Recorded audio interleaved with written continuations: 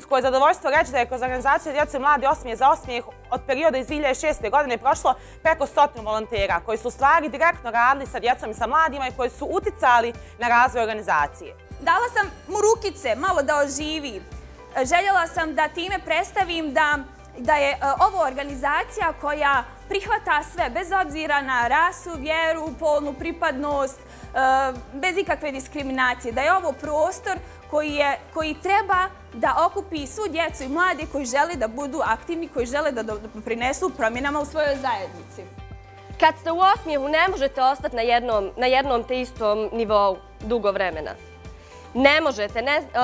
Samo se vi zapitajte, svako od vas nek se zapita gdje ste bili prošle godine i vidjet ćete u stvari koliki je to napredak ostvaren u vašim životima.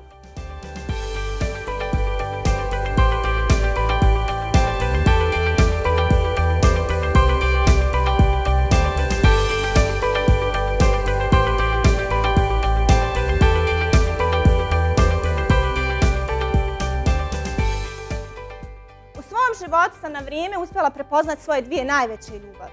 Ljubav prema djeci i ljubav prema hemiji. Spajajući ove dvije svoje najveće ljubavi, spojila sam ih u jedno i dobila neiscrpan izvor energije, neiscrpnu sreću. Svaki dan ustanem sretna, zato što sam spojila svoje dvije ljubavi i postala profesorica hemije. Nećete vjerovati. Osoba koja i dalje izučava hemiju, ali radi sa djecom. Vidim da organizacija za djecu i mladi Osmijeh za osmijeh u svojim punim kapacitetima zaista je usmjerena prema mladima i radi za mlade. Čitava priča Osmijeh za osmijeh sada ne bi bila moguća bez savršenih 50 volontera organizacije koji djeluju u dva različita programa i kontinuirano na sedmičnoj bazi radi sa djecom i sa mladima. Budite promjena koju želite da vidite u svijetu, redovno radite na sebi, kreirajte mali svijet oko sebe, pokušajte sve te pozitivne vrijednosti koje vi stičete svakodnevno da prenosite dalje.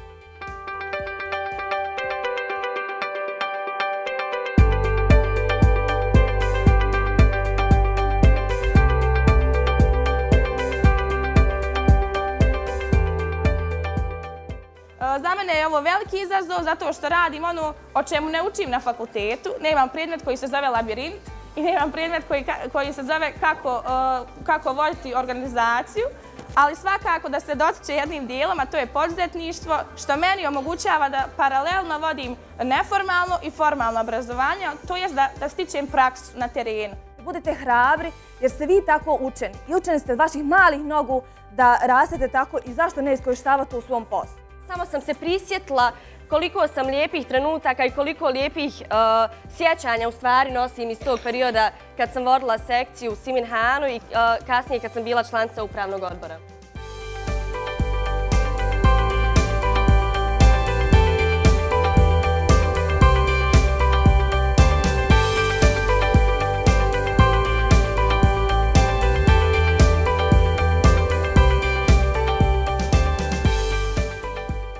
Ja sam naučila u Osmijehu jednu fantastičnu stvar, a to je da jedan dan, ukoliko ne naučite bilo šta novo, je izgubljen dan.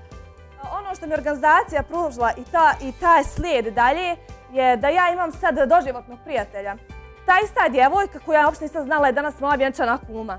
Kažu da hrabre sreća uvijek prati. I ja sam osjetila dio svoje sreće kada sam se prvi put susrela s organizacijom Osmijeh za osmijeh. Tada moj naučni put je bio negdje napola. Gdje god ste aktivni, ništa nije uzalud, poznaćete uvijek nove prijatelje i bit ćete drugovi s njima cijeli život.